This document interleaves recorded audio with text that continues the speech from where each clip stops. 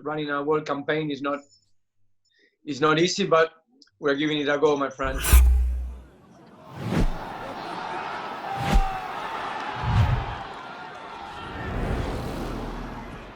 Gus, when you first came into the role as vice chairman, working obviously with Bill as your top man, did you anticipate that one day you'd like to take over as chairman, or did you always see yourself, at least to begin with, as Bill's second in command? When I started again in 2016, I spoke to Bernard Lapasse, that was the chairman, and he brought me in. We discussed about, he said, Gus, why don't you run with me in 2016? And I was just starting on the Exco. And I said, Bernard, I think we should be more global. We should just look to work with probably with a different leader, that's Bill, because at the end of the day, we need to make these changes. So yes, that's how it started. And Bernard told me, you will never get it done. And Pierre Camus, another French good friend of mine that passed away, unfortunately, he said to me, they will never change. They will never want a global game. And I said, no, well, we'll try. I was quite stubborn, as I am. And I said, no, I would help inside. And the first 2 years were very good, and things were going. I was pushing. And then we started to make some more reforms, as more investment, being more critical on the management, about deadlines, about budgeting on a modern way, like you do a business. And then I started receiving some 1.5 years ago, with the calendar that was proposed as a very important global goal that I pushed very hard. I started receiving some pushback because it was too much, and for me it was just a better tournament, yearly inclusion of emerging nations, more money for the game, more money for investment in emerging nations, more money for investment in the women's game. Yes. And it didn't happen.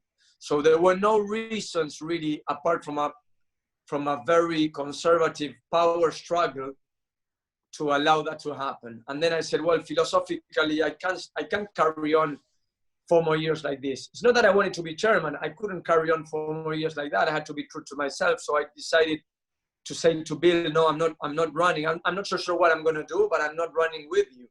Yes. I have a different vision. Your vision is very, very old school, and I want a different challenge, but not sure that I'm the right leader. Probably with Sansa, we will look, and probably you can make a deal with some of the leaders in the South, but that never happened. At least over the last 4 years, one of the best things has been that Bill, obviously from the Northern Hemisphere, you from the Southern Hemisphere, there's an alliance between the two, but with Bill and Bernard running as chairman and vice chairman, naturally that's very strong concentration of power in the Northern Hemisphere.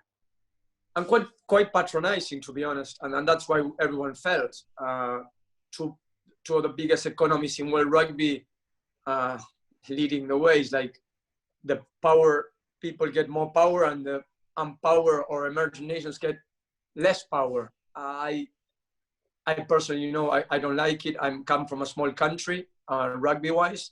Yes. I'm a very proud Argentinian, and I feel, and that's why I advocate for emerging nations, because I truly believe that that's how Argentina grew, and that's how we become a power nation, or at least be on the best 10 nations in the world, because we received that inclusion vision from South Africa first, then from New Zealand, and then from Australia, and again, nobody had a clear view of Argentina's potential. Nobody knew how much money it would bring to the equation, but it was a good rugby decision, and I always value that. I think that's the kind of leadership you respect. They don't give anything for granted. They don't make you work very hard for it. But that's how sport is. That's how you create the best project to then lead. I've seen that Fiji are actually seconding Bill Beaumont's run, obviously his nomination for his second term. do you consider that a bit of a blow to you? Is Fiji in particular a nation that you would hope would be on your side in many ways? Well, one of my push was to go to Fiji at the first meeting that we had, and I pushed for it. I talked to John O'Connor a lot, with Francis. They made that decision, and that's fine. That this is a democracy, and everyone probably they will gain something for Fiji if they decide to vote for Bill, and that's fine. And I will never say anything like it. What I can say is that I will always be the supporter. I always talk about and something I discussed with Conrad Smith about how to make the Fijian players going back to play for Fiji, how to help Fiji do that. We put the Druids with Australia in the competitions. Again, I think if Fiji will have to decide again what's the best option for Fiji, and I will always respect that. And it's an interesting one because Fiji, by backing Bill, they're effectively backing Bernard as well. And obviously Bernard with France have a lot of Fijian players playing in their club competitions. And I think there's been a little bit of discourse about, the French clubs preventing their players. They never go back. Yes. Yes. And also Red Impi and New Zealand have been working on how to bring Fiji into the Rugby Championship. And I support it. So I don't know. Again, those are the things that they're not a blow, but again, if that's the case, I don't know. I don't know how Fiji will vote, to be honest.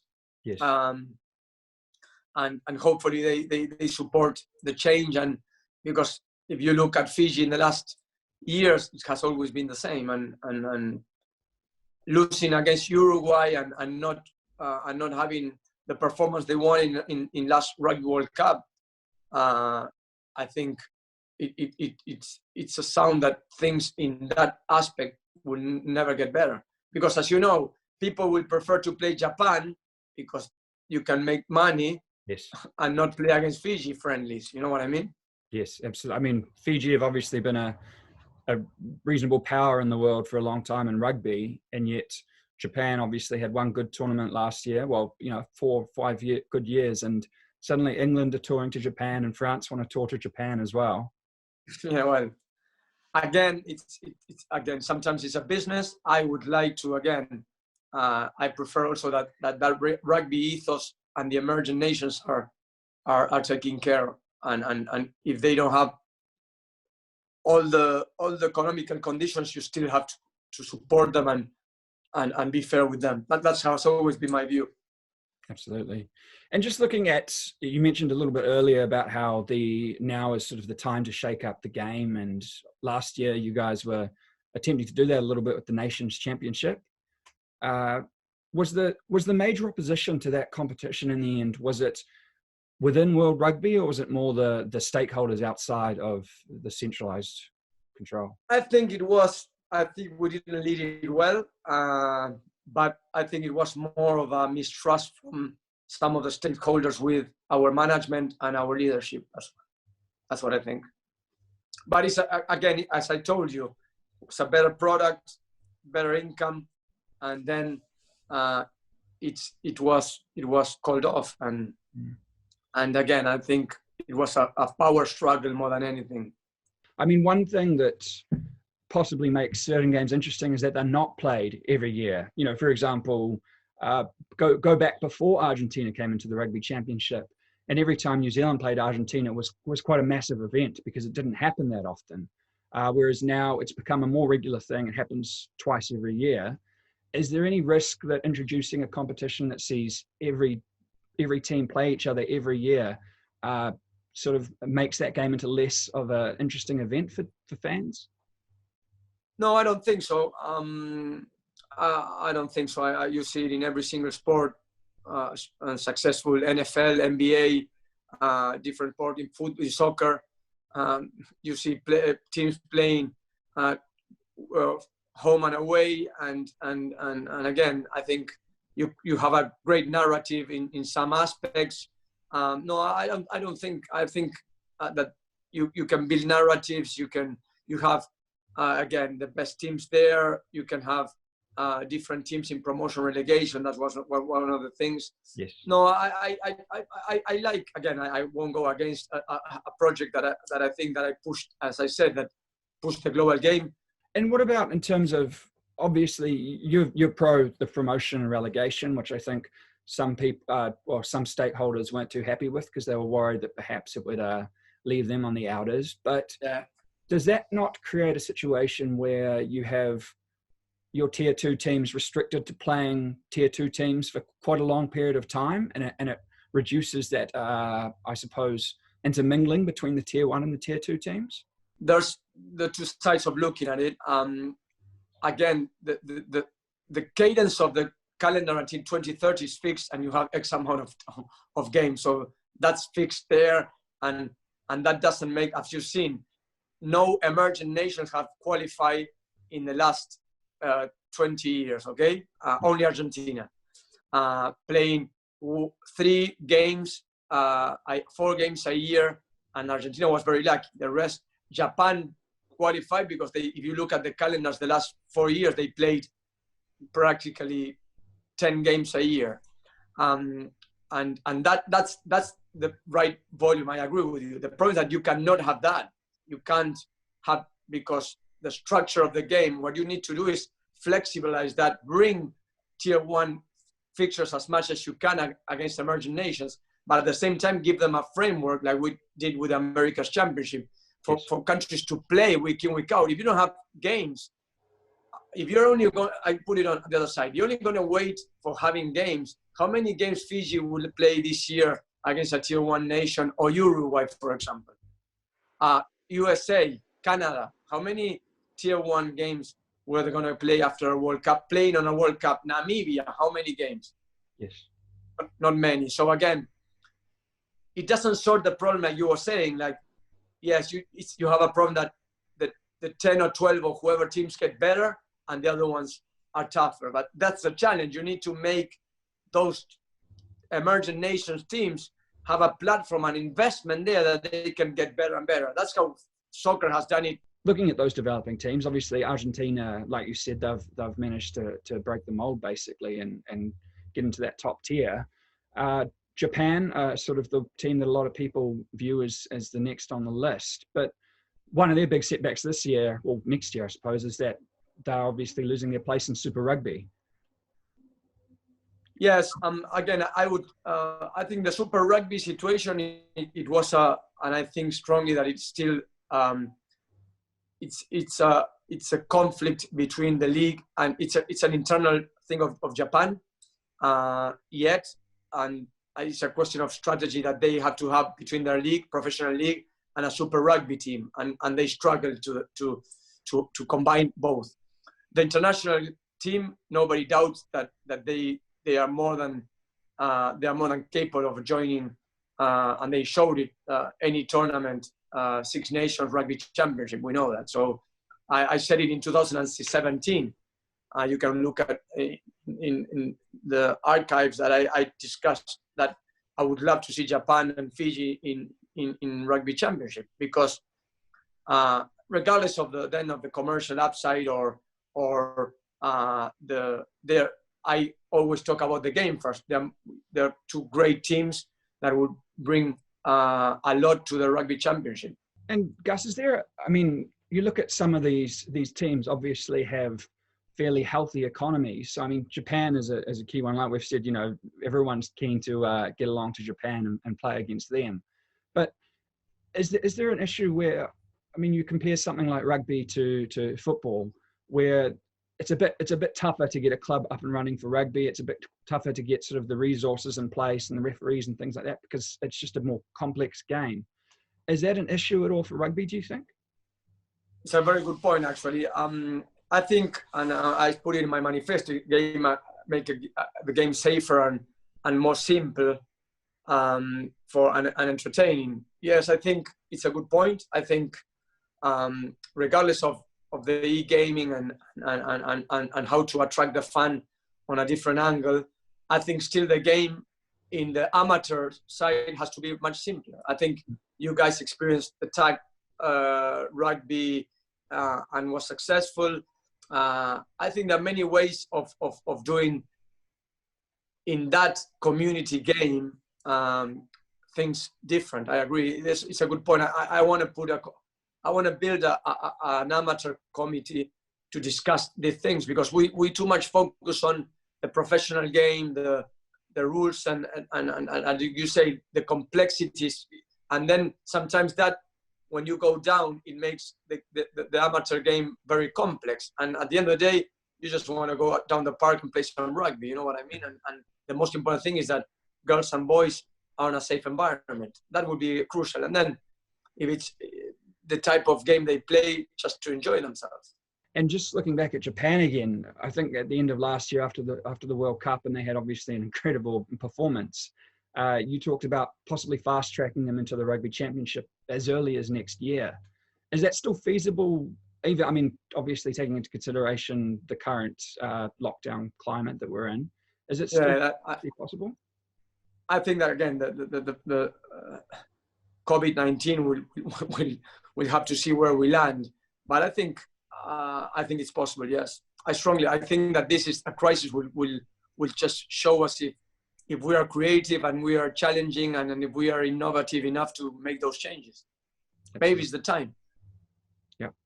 And then looking at Argentina, obviously the other pretty good success story of the last 10 years, basically. Super Rugby results, outstanding, particularly last year. They had a very good run. Their international performances, though, haven't necessarily improved in the way that you might expect from a team that's now having regular competition. Well, yes, it's true. I think that Argentina went the hard yards.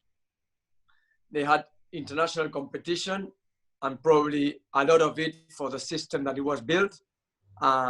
Again, playing the final of Super Rugby, being competitive in the Rugby World Cup, and losing by 1 point in the France. If it was different, we wouldn't be discussing again.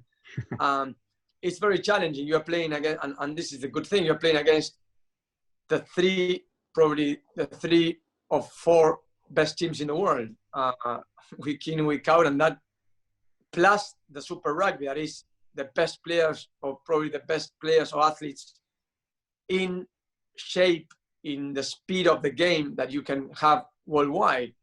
That has an impact, and you have to, it's not in 1 or 2 years that we started playing Super Rugby 3 years ago. So that takes time. It's not just one day that you will, and it's a great challenge. We are not New Zealand. We don't have the amount of players of New Zealand, but people are surprised to be competitive in Super Rugby and reaching a final. It took us 3 years with a very competitive team, players playing in Europe. We have 10 or 12 players playing in Europe, and I think the guys they had a good run, and people respect Argentina, and I think again it's challenging, like you said, but I think that's the right path. And just changing tack a little bit, Gus, just to talk about something that I think you've been quite vocal about in the past is the international eligibility requirements. So it's not a big secret that you're not a big fan of how they work at the moment. Obviously, we've now switched from the 3-year to the 5-year period. But do you think that is sufficient, 5 years to qualify for a different country? I don't know. I think the next World, again, you know how I think, and the 5 years it was challenging. I would like to see in the next World Cup how it works, and how many project players we had, and how many emerging countries have been suffered from taking their talent. And I would like to see those numbers to see if it has to be challenged. You've talked about a little bit already, but we haven't seen a rugby, a sort of a super high quality, a AAA rugby game on any console in the last long time. Painful, yes. Don't talk about it. It's painful. So I love video games. It's something that I always, one of my entertainments. I love technology. I love. Everyone knows this in World Rugby. I spoke to EA Sports in Chicago on the All Blacks games against Ireland. I was on the same box, and we discussed this, how expensive it was. Then I put it to World Rugby, and then it got